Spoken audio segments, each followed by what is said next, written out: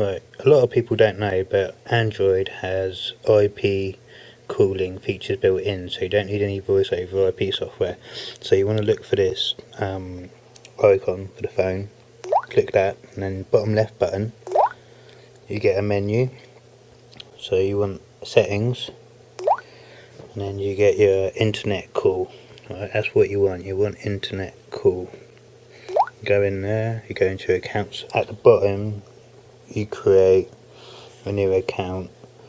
Well, basically you've got accounts here just for your thing, so you want to be able to use it, so make sure you use internet calling is enabled. Go into accounts, and at the bottom add account.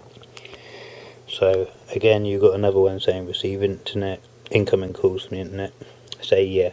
Okay, you go into your new account that you created and you put your username in. This is your auth username.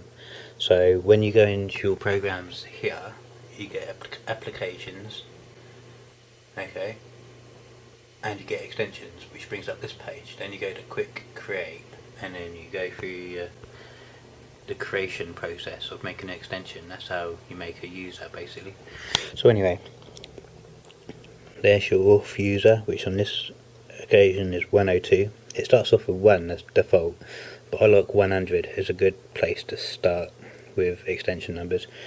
So 100, 101, 102, etc.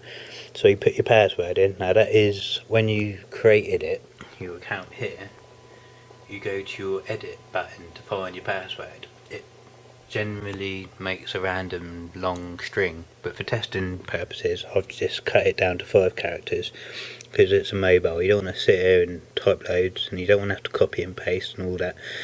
So for testing reasons it's only 5 characters. So yep, that works. And then put the server IP in. So if you're using a domain, it will be the domain name, or if it's internet based IP, then you put no IP address in there, the dynamic stuff. But in this case it's just a local setup. So it says use for outgoing calls. Now you can have that unticked, and it will give you an option. Do you want to use this account, that account, or that account when you want to dial a number?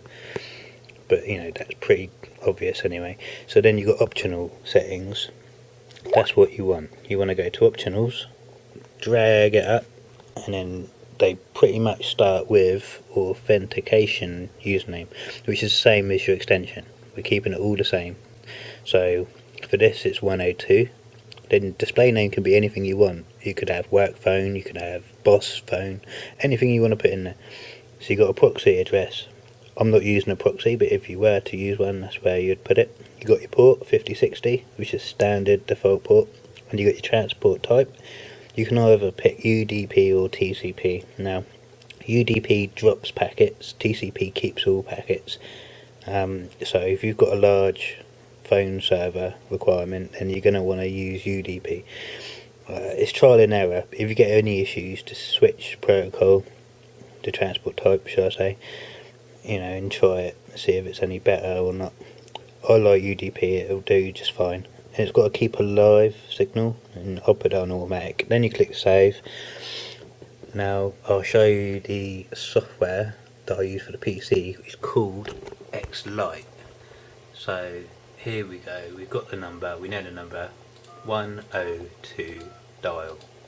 Now watch this as if by magic. Look at that.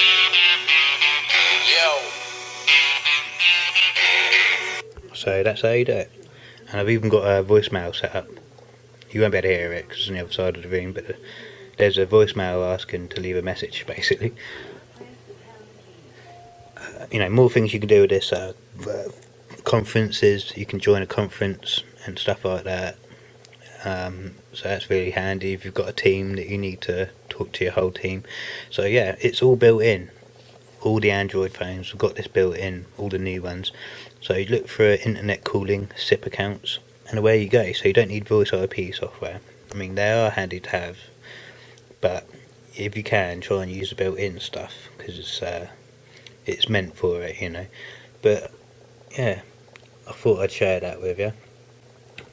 Also on this, it will have, on applications, you can have extensions, and you can have conferencing, call recording, you know, ring groups.